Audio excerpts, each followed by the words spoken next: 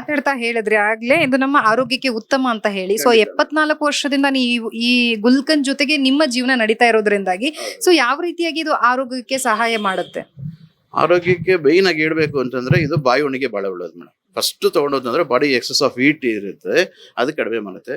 ತುಂಬಾ ಜನಕ್ಕೆ ಈ ಬೇಸಿಗೆಯಲ್ಲಿ ಬಾಯಿ ಹುಣ್ಣು, ಕಣ್ಣೂರಿ, ಪೈಲ್ಸ್ ಪ್ರಾಬ್ಲಮ್, ಅಲ್ಸರ್ ಅದೆಲ್ಲ ಬರುತ್ತೆ. ಎಷ್ಟೋ ಜನ ಆಯುರ್ವೇದಿಕ್ ಡಾಕ್ಟರ್ಗಳೇ ನಮ್ಮ ಹತ್ರ ಕಳಿಸ್ಕೊಡ್ತಾರೆ, ಗುಲ್ಕನ್ ತಿನ್ನಿ ಬಹಳ ಒಳ್ಳೇದು ಅಂತ ಹೇಳ್ಬಿಟ್ಟು. ಹೀಗೆ ಗುಲ್ಕನ್ದಲ್ಲಿ ರಿಸಲ್ಟ್ ನಮಗೆ ಗೊತ್ತಾಗುತ್ತೆ. ಯಾಕಂದ್ರೆ ಕಸ್ಟಮರ್ಸ್ ಎಷ್ಟೋ ಜನ ಬಂದು ಫೀಡ್ಬ್ಯಾಕ್ ಕೊಟ್ಟು ಹೋಗಿರ್ತಾರೆ, ಅಯ್ಯೋ ಭಾಳ ಬಾಯಿ ಹುಣ್ಣು ಬಂದಿತ್ರಿ, ನಮ್ಗೆ ಊಟ ಮಾಡೋಕೆ ಆಗ್ತಿರ್ಲಿಲ್ಲ, ನೀರು ಸಹ ಕುಡಿಯೋಕೆ ಆಗ್ತಿರ್ಲಿಲ್ಲ, 2 ಸಲ 3 ಸಲ ತೊಗೊಂಡ್ರೆ ನಮ್ಗೆ ಕ್ಲಿಯರ್ ಆಯ್ತು, ಯಾವ ಟ್ಯಾಬ್ಲೆಟ್ಸ್ ಬೇಡ, ಏನು ಬೇಕಾಗಿಲ್ಲ, ಅಷ್ಟು ಒಳ್ಳೆ ಇದರಲ್ಲಿ ಇದಿದೆ ಮೇಡಮ್. ಸರ್, ಈಗ ಗುಲ್ಕನ್ ಅಂತ ತಕ್ಷಣ ಸ್ವಲ್ಪ ಜನರಿಗೆ ಭಯ ಇರುವಂತದ್ದು ಶುಗರ್ ಕಂಟೆಂಟ್ ಇರುತ್ತೆ ಅದರಲ್ಲಿ ಅಂತ ಹೇಳಿ ಭಯ ಇರುತ್ತೆ. ಯಾಕಂದ್ರೆ ತುಂಬಾ ಜನಕ್ಕೆ ಡಯಾಬಿಟಿಸ್ ಸಮಸ್ಯೆ ಇರುತ್ತೆ, ಅಂತವರಿಗೂ ಸಹ ಗುಲ್ಕನ್ ಸೇವನೆ ಮಾಡೋದು ಉತ್ತಮ ಅಂತ ನಿಮ್ಗೆ ಅನ್ಸುತ್ತೆ? ಜೊತೆಗೆ ಅವರಿಗೇನೆ ಸಪರೇಟ್ ಆಗಿ ಕೊಡುವಂತ ಸಾಧ್ಯತೆ ಇದೆಯಾ? ಇಲ್ಲ, ಖಂಡಿತ ಇದರಲ್ಲಿ ಶುಗರ್ ಹಾಕಿ, ರೋಸು ಶುಗರ್ ಹನಿ ಎಲ್ಲ ಹಾಕಿ ಮಾಡ್ತೀವಿ.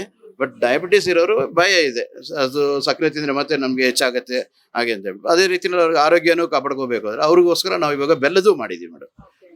ಆರ್ಗ್ಯಾನಿಕ್ ಬೆಲ್ಲ ಅಂತ ಬರುತ್ತೆ, ಅದ್ರಲ್ಲಿ ಮಾಡ್ತೀವಿ. ಬಟ್ ಶುಗರ್ ಕಂಪೇರ್ ಮಾಡಿದ್ರೆ ಅದು ಪರವಾಗಿಲ್ಲ. ಬಟ್ ಅದು ಬಿಟ್ಟು ಕಲ್ ಸಕ್ಕರೆಯಲ್ಲಿ ಮಾಡ್ತಾ ಇದೀವಿ ಇವಾಗ. ಅದು ಸ್ವಲ್ಪ ನೆಕ್ಸ್ಟ್ ವೀಕಲ್ಲಿ ಬರುತ್ತೆ. ಅದು ಕಲ್ ಸಕ್ಕರೆನೂ ಪರವಾಗಿಲ್ಲ. ಅದು ಬೇಡ ಅಂತಂದ್ರೆ ಜೇನುತುಪ್ಪ, ಬರೀ ಜೇನುತುಪ್ಪ, ಸಕ್ಕರೆನೂ ಇರಲ್ಲ, ಬೆಲ್ಲನೂ ಇರಲ್ಲ, ಕಲ್ ಸಕ್ಕರೆನೂ ಇರಲ್ಲ, ಏನೂ ಇರಲ್ಲ, ಬರೀ ಗುಲಾಬಿ ಮತ್ತೆ ಜೇನುತುಪ್ಪ. ಇದು ಬಹಳ ಉತ್ತಮವಾಗಿರುತ್ತೆ. ಡಯಾಬಿಟಿಸ್ ಪೇಷಂಟ್ಸು ಯಾರು ಬೇಕಾದ್ರೂ ತಗೋಬಹುದು, ಬಹಳ ಒಳ್ಳೆಯದು.